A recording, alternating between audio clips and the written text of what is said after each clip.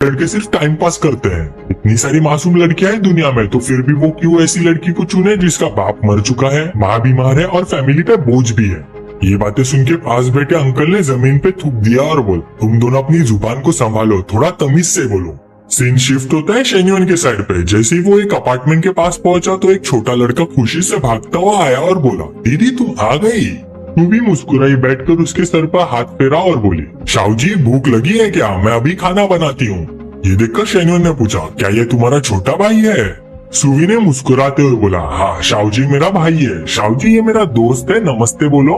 छोटा लड़का थोड़ा शर्मा गया और अपनी दीदी के पीछे छुप गया। सुवी ने सॉरी कहकर कहा, सॉरी मेरा भाई थोड़ा शाय है। तभी पीछे से एक औरत लाठी के सहारे आती है। सुवी तुरंत भाग के उसका हाथ पकड़ती है। माँ आप बाहर क्यों आई? माँ ने प्यार से कहा, कुछ नहीं बेटा, बस थोड़ा चलने आए थे। फिर शेन्योन को देखकर बोली, ये कौन है बेटा?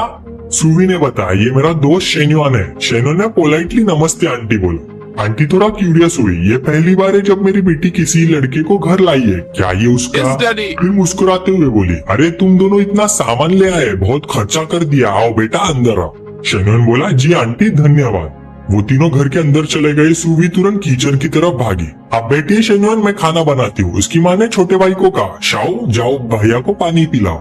30 मिनट बाद सब टेबल के पास बैठे। वर्ल्ड पॉलिटिक्स से लेकर छोटी छोटी बातें हो रही थी। सुवी ट्रे लेकर आई और बोली, खाना रेडी है सब लोग, चलो खाते हैं। छोटा शाहू जी खुश होकर बोले, ये दीदी का खाना बेस्ट है। माँ ने शेन्योन की तरफ देखा और कहा, सिंपल घर का खाना है बेटा, अगली बार आओगे तो कुछ स्पेशल बनाऊंगी तुम्हारे लिए। शेन्योन बोला, आंटी आप बहुत अच्छी हो, बस सुवी के हाथ का खाना ट्राई करना ही इनफ है मेरे लिए। आंटी ने हंसकर कहा, ऐसा है तो और ज्यादा खाओ। ये सब देखकर शेन्योन के दिल में एक हल्का सा दर्द जाग गया। उसने सोचा, अब समझा क्यों सुवी इतनी समझदार और काम है, इतनी छोटी उम्र में अपने घर की जिम्मेदारी संभाल ली है। खाना खत्म होने के बाद शेन्योन ज्यादा देर तक रुका नहीं। उसने सबसे अलविदा कहा और निकलने लगा। तभी पीछे से सुवी दौड़ कर आई और बोली, मिस्टर शेन रुकिए जरा, आपने इतना सामान खरीदा, मैं आपको पैसे वापस कर देती हूँ। वो अपना फोन निकलकर QR कोड स्कैन करने ही वाली थी कि शेन्योन ने उसका फोन लिया और बोला, एक मिनट मुझे जरा तुम्हारा फोन दिखाना। ये सुनकर सुवी थोड़ा हैरान हुई। हाँ? कुछ सेकंड तक शेन्योन ने उसके फोन पे कुछ ऑपरेशंस किए, फिर उसे वापस कर दिया और बोला, मैं चलता हूँ, बाय, मिलते हैं नेक्स्ट टाइम। सुवी ने फोन देखा और उसकी आंखें फट गई। योर अकाउंट हैज रिसीव्ड 50,000 का मैसेज। वो शॉक में बोल उठी, उसने मुझे 50,000 भेज दिए। वो तुरंत खिड़की के पास गई और चिल्लाई, शेन्योन रुकिए। लेकिन शेन्योन ने प्रिटेंड किया कि जैसे कुछ सुना ही नहीं और सीधा रोड की तरफ बढ़ गया। कार में बैठते हुए उसने सोचा, 50,000 मेरे लिए कुछ नहीं है, पर उसके घर के लिए काफी है। बस पता नहीं वो एक्सेप्ट करेगी या नहीं। उसके सर के ऊपर कोई फेवरेबिलिटी पॉइंट्स भी नहीं दिखे मुझे। फिर वो खुद से बोला, अगर वो मना कर देगी तो मैं उससे बाद में डील कर लूंगा। पर पता नहीं क्यों लगता है कुछ खो गया था मेरे अंदर, अब वापस आने लगा है। तभी उसका फोन बजा। Hello boss. दूसरी तरफ थी उसकी सेक्रेटरी फू यिंगजी। बॉस 653 एप्लीकेंट्स में से हमने 12 सिलेक्ट किए, 11 लड़कियां 1 लड़का। फाइल और 11 लड़कियों की कैंडिडेट फोटो मैंने मेल कर दी है। शेन्योन बोला, गुड जॉब, इस महीने बोनस पक्का। सेक्रेटरी खुश होकर बोली, thank you boss. Call cut होने के बाद शेन्योन ने सोचा, कल पापा का बर्थडे है, गिफ्ट लेना पड़ेगा। 30 मिलियन का पीटी फंड भी है, वैसे माँ और पापा दोनों लकी है। फिर मुस्कुराते हुए बोला, मिनुई, नाना और कोचलू तीनों को एक एक रात देनी है, ना कम ना ज्यादा, फेयरनेस मेंटेन रहना चाहिए। उधर सुवी के घर में आंटीज का गॉसिप चालू था। फैन वाली आंटी फिर आई और बोली, अरे वो लड़का जो आया था, क्या वो सुवी का बॉयफ्रेंड है? माँ ने साफ बोला, मुझे नहीं पता, सुवी ने कुछ बताया नहीं। आंटी ने बोला, वो लड़का तो रिच लग रहा था, उसकी कार कम से कम 3 मिलियन की होगी। माँ हैरान, इतनी महंगी? आंटी मुस्कुराते हुए बोली, अगर सुवी उससे शादी कर ले तो तुम सबकी जिंदगी बदल जाएगी। माँ ने सोच में डूबी आंखों से कहा, ये मेरी बेटी की जिंदगी का डिसीजन है, मैं उसे फोर्स नहीं करूंगी, उसे खुद डिसाइड करने दो। आंटी ने बोला, फिर भी उस लड़के को तो क्लियरली फीलिंग्स है, तुम्हें उसे बात करनी चाहिए। इसलिए अगर वो उस लड़के को लाइक भी ना करती हो तो तुम उसे सही डायरेक्शन दिखा देना। बातें चल रही थी तब एक आंटी बोली, तुम सब ज्यादा सपने देख रहे हो, लड़का सिर्फ मिलने आया था, शादी करने थोड़ी। दूसरी आंटी बोली, अगर घर तक आया है तो इसका मतलब कुछ तो डेफिनेटली होगा। पहली आंटी बोली, हाँ मैं भी, पर जब फैमिली की कंडीशन देखी होगी तो शायद सब इंटेंशंस उड़ गए होंगे। ये सब बातें सुवी की माँ ने अंदर से सुनी और उसका दिल थोड़ा दुखा। किचन में जाके बोली, सुवी एक बात पूछो, ऑनेस्टली बताओगी? सुवी ने बोला, हाँ माँ पूछो, क्या हुआ? माँ ने पूछा, वो जो लड़का आया था उससे तुम्हारा क्या रिश्ता है? सुवी बोली, बस कंपनी का क्लाइंट है, वहाँ कंस्ट्रक्शन साइट पे मिला था, बारिश हो गई तो मुझे ड्रॉप कर दिया और कुछ नहीं। माँ बोली, उसे तुम्हारे लिए फीलिंग्स है क्या? ये सुनते ही सुवी सोच में डूब गए। आज वो कुछ स्ट्रेंज तो बिहेव कर रहा था, पर हमारे डिनर पार्टी के दौरान उसके बाजू में एक लड़की थी, लगता है उसकी गर्लफ्रेंड होगी। सुबह ने थोड़ा सोच के बोला, पता नहीं। माँ ने हताश होकर कहा, तुम्हें ये भी नहीं पता, पर ये तो पता होगा ना कि तुम्हें वो कैसा लगता है। सुवी थोड़ा गुस्सा होकर बोली, माँ तुम क्या बोल रही हो, वो क्लाइंट है बस। माँ मुस्कुराई, फिर प्यार से बोली, ठीक है बस पूछ रही थी। चाची ने पहले जो कहा था उस पर ध्यान मत देना, तुम्हारे पिता अब हमारे साथ नहीं है, तुमने ही इस घर को अपने पीठ पर कैरी किया है। तुम्हारा भाई और मैं तुम्हारे बहुत ऋणी है, मैं बस यही चाहती हूँ कि तुम खुश रहो। तुम्हें कभी ऐसा नहीं लगना चाहिए कि तुम्हें हमारे लिए किसी अमीर से शादी करनी होगी, समझी। ये सुनकर सुवी ने माँ को गले लगा, माँ मैं समझ गई, आप फिक्र मत करो। लेकिन उसकी आंखों में एक उदासी थी। उसके दिमाग में विला के वो मोमेंट्स घूमने लगे जब वो शेनवान से टकराई थी। जब उसे शेनवान ने पीछे से पकड़ा था, तभी उसका दिल कहीं न कहीं हल्का सा हिल गया था। उसी समय ग्रैंड हायट होटल में शेनवान की तरफ उसी कमरे में शेनवान और लू मैंगलू फिर से एक दूसरे पर धावा बोल रहे थे। दोनों एक दूसरे पर टूट पड़े, दुनिया भर की मशहूर टेक्निक्स अनलिश कर रहे थे। रात भर की फील्ड कॉम्बैट के बाद लू मैंगलू और शेनवान दोनों गहरी नींद में थे। तभी फोन बजा। शेनवान ने नींद भरी आवाज में उठा के बोला, हेलो। दूसरी तरफ से एक लड़की की आवाज आई, प्रेसिडेंशियल मैं फू जेंगमी हूँ, क्वांटिंग डेकोरेशन कंपनी से। आपने फाइनली फोन उठा लिया। शेनवान थोड़ा नींद में बोला, क्या बात है, इतना अर्जेंट क्या है। फू जेंगमी ने हल्की सी शर्मीली आवाज में कहा, सॉरी प्रेसिडेंशियल, क्या ये कन्वीनियंट टाइम है? मुझे आपसे मेरी स्टूडेंट सुवी के बारे में कुछ बात करनी थी। शेनवान ने कहा, ठीक है रुको मैं आता हूँ। कुछ देर बाद जल्दी से फ्रेश होकर शेनवान ने स्पोर्ट्सवेयर और एक बास्केटबॉल कैप पहनी और थोड़ी सिक्योरिटी तरीके से मीटिंग पॉइंट पे पहुंचा। जैसे ही बैठ गया पूछा, इतनी सुबह बुलाया है, सुवी के साथ क्या हुआ है? फू जेंगमी ने उसे एक माचा लाटे दी और मुस्कुराते हुए बोली, कल आपने उसे 50,000 ट्रांसफर किए थे और उसने वो पैसे वापस भी भेज दिए थे, लेकिन आपने एक्सेप्ट नहीं किया। शेनवान ने लाते पकड़ते हुए बोला, हाँ ऐसा ही हुआ। फू जेंगमी ने थोड़ा हेजिटेट करते हुए कहा, आप गलत मत समझना, मैं बस ये कहना चाहती हूँ कि आज वो सुबह काफी परेशान लग रही थी। जब पूछा तो ये सब बता दिया उसने। सुवी ऐसी लड़की नहीं है प्रेसिडेंशियल, आपके दिए पैसे उसके लिए एक बड़ा साइकोलॉजिकल बर्डन बन गया है। वो कभी एक्सेप्ट नहीं करेगी, आप प्लीज अपने पैसे वापस ले लीजिए। शेनवान ने पूछा, तुमने मुझे सिर्फ ये कहने के लिए बुलाया है? प्रेसिडेंशियल, सुवी पैसे की भूखी लड़की नहीं है। अगर आप सच में उसे परस्यू करना चाहते हो तो थोड़ा मेहनत करनी पड़ेगी आपको। शेनवान ने सोचने वाले अंदाज में कहा, एक्चुअली वो पैसे भेजने का मेरा इंटेंशन कुछ और था। फिर हाथ से जेस्चर करके बोला, छोड़ो अब इस बात पे डिस्कस करने का कोई फायदा नहीं। ठीक है मैं पैसे एक्सेप्ट कर लेता हूँ। उसने फोन निकालकर एक टैप किया, तुरंत फोन पे मैसेज है, your account receive 5,200 on 14th। Message पढ़ते ही शेनवान ने हल्की सी सांस ली। ये लड़की तो 200 एक्स्ट्रा भेज रही है, शायद कल के सामान के लिए होगा, इतनी जिद्दी है ये। फिर उसने पूछा, वैसे क्या वैन ने आजकल सुवी को दूसरे प्रोजेक्ट्स पे क्लाइंट के साथ ड्रिंक्स एंटरटेन करने भेजना शुरू कर दिया?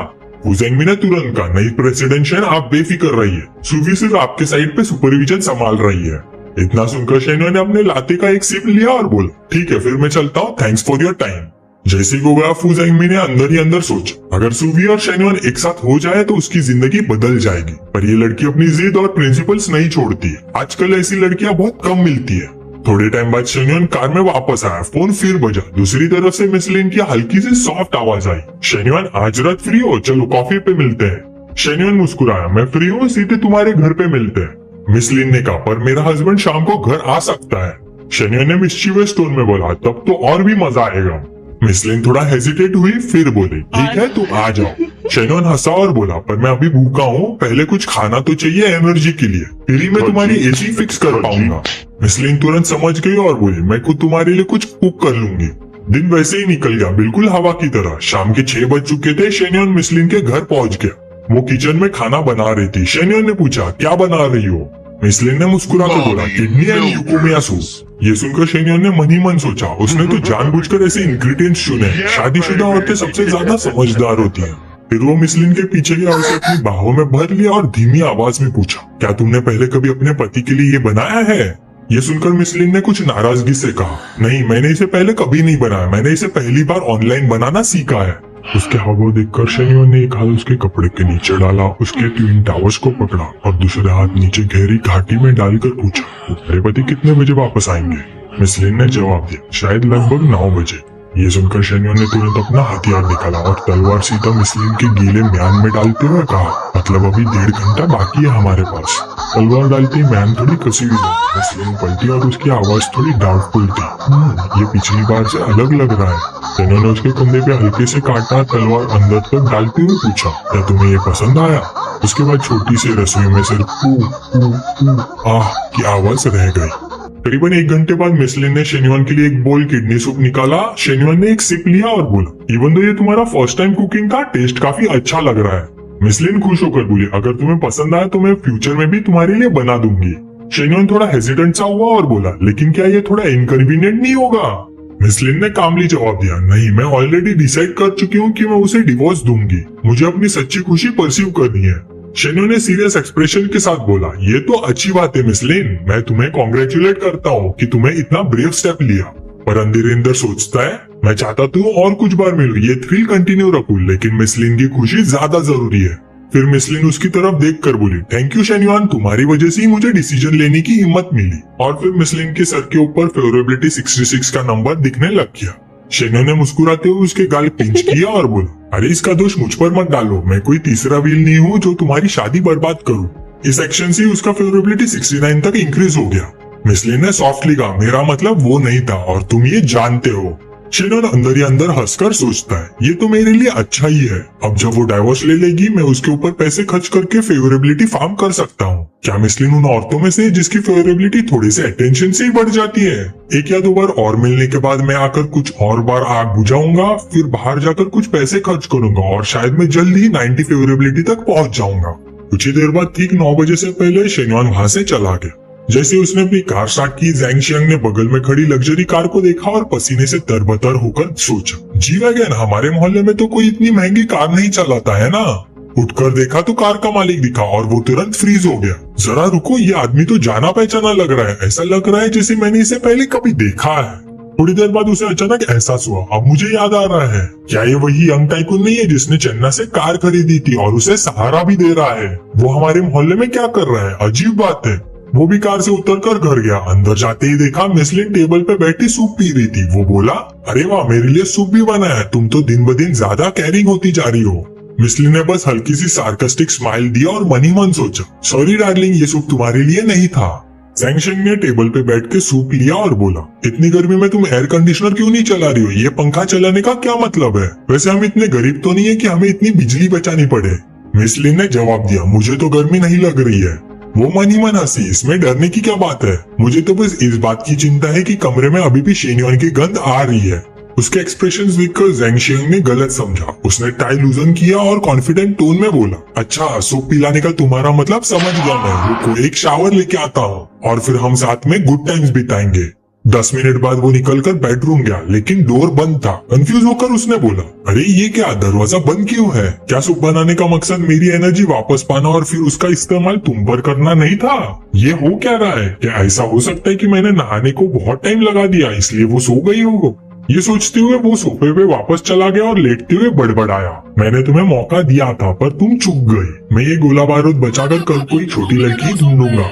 अगली सुबह स्कूल के ग्राउंड में काफी हसल बसल थी। हैंडसम बॉयज और ब्यूटीफुल गर्ल्स दोनों ही मौजूद थे।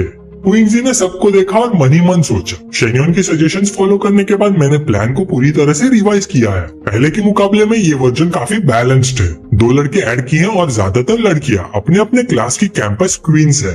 तभी उसकी नजर एक लड़की पे रुकी। ये देखो, फ्लाइट अटेंडेंट क्लास की सीनियर या यून, 1.7 मीटर टॉल, फिगर परफेक्ट और सीनियर से लेकर जूनियर्स तक सब उसके दीवाने। फिर उसने एक और लड़की को देखा, एक स्टाइलिश जूनियर आयशा, जिसे सब लिटिल दिलरुबा बुलाते हैं। ये स्कूल में आते ही वायरल हो गई थी। फिर उसकी नजर एक कॉस्प्ले आउटफिट वाली लड़की पर गई। इसकी माँ शुराना कॉस्प्ले इंस्टाग्राम पर 2 लाख फॉलोअर्स ले आई। उसी वक्त लिटिल ड्रैगन गर्ल लॉन्ग जियान भी उन्हें देख रही थी और उसने मन ही मन सोचा, ओह डैम इट, मैंने तो इतने सिंपल कपड़े पहने हैं। इन सब के बीच कंपटीशन का प्रेशर बहुत ज्यादा है। दूसरी तरफ इंटरनेशनल ट्रेड क्लास 2 का मॉनिटर एंट्रॉन ये सब देखकर थोड़ा ऑकवर्ड महसूस कर रहा था। ये क्या हो रहा है? ये स्टार्टअप मीटिंग कम ब्यूटी पेजेंट ज्यादा लग रहा है। मैंने सोचा था शेन्युआन सच में बिजनेस प्लान में इंटरेस्टेड है। मैं कितना भोला था। ये कोई स्टार्टअप पिच नहीं है, ये बंदा तो क्लियरली अपना पर्सनल हैरम चला रहा है। पर इन सब में मुझे क्यों सिलेक्ट किया है? डैम इट, शेन्युआन बहुत डर्टी खेल रहा है। हुइंगजी ने हाथ कमर पर रखे और स्मोक करते हुए उसने सोचा, चलो अब देखते हैं बॉस का नेक्स्ट मूव क्या होगा।